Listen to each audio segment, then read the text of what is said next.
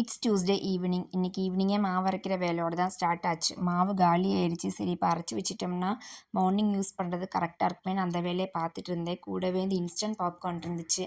அதையுமே ரெடி பண்ணிட்டு இருந்தேன். டீக்கு ஸ்நாக்ஸாக யூஸ் பண்ணிக்கலான்ட்டு அதையும் ரெடி பண்ணி வச்சுட்டு தான் மற்ற வேலையெல்லாம் பார்த்துட்டு இருந்தேன். ஹஸ்பண்ட் யோகியுமே தூங்கிட்டு இருந்தாங்க.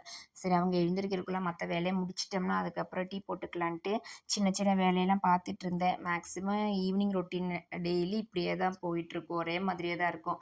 ஈவினிங் கொஞ்சம் நேரம் ஒரு 5 கீழே போவோம். குட்டீஸ்லாம் அப்போ தான் ஸ்கூல் முடிச்சு வர்ற டைமு.